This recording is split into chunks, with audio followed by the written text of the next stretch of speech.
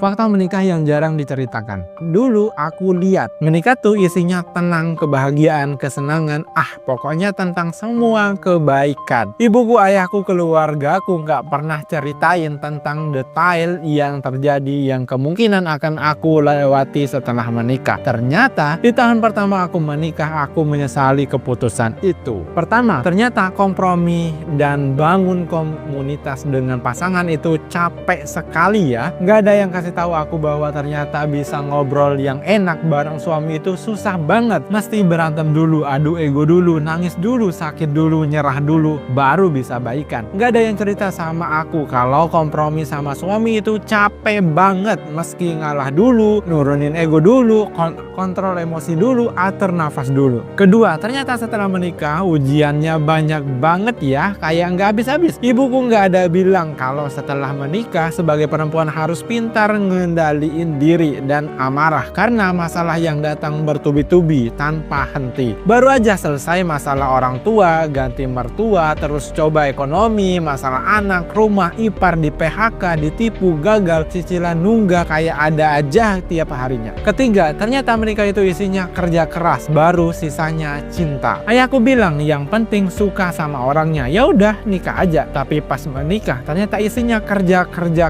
Beresin rumah yang nggak ada habisnya, ngurusin anak yang nggak ada selesainya, melayani suami yang banyak pengennya, sampai lupa rasa cinta yang dulu awal itu bagaimana rasanya. Keempat, ternyata setelah menikah ada orang yang harus lebih diutamakan daripada diri sendiri. Ibuku bilang kalau udah jadi seorang ibu kamu akan paham perjuangan, dan itu benar. Setelah menikah dan punya anak, aku lebih senang melihat suami dan anakku makan kenyang, minum vitamin yang bagus, pakaian yang layak, yang semuanya aku siapkan dengan sendirian. Bahkan kadang aku lupa sama diri sendiri. Tapi seberjalannya waktu ternyata menikah sungguh indah dan besar nikmatnya. Kalau sedih ada yang meluk, kalau ada masalah ada yang dengerin, kalau marah sama orang ada yang dukung marah juga, ada yang teriak, "Uma cantik, Uma maaf ya, makasih ya Uma." Aku merasakan menjadi manusia yang penuh punya arti dalam hidup seseorang. Apalagi kalau udah di titik rezeki ngalir dari arah yang tak disangka-sangka. Sungguh menikah adalah rezeki yang luar biasa. Emang sih rezeki menikah itu ada, tapi dari gua saat ini kayak masih gua harus mempersiapkan banyak hal dulu. Belum menikah, cuma sepertinya menikah nggak semenakutkan itu, asal kita benar-benar pilih pasangan yang tepat, terutama untuk komunikasi yang selalu ada, saling setia, saling berjuang, dan salah satu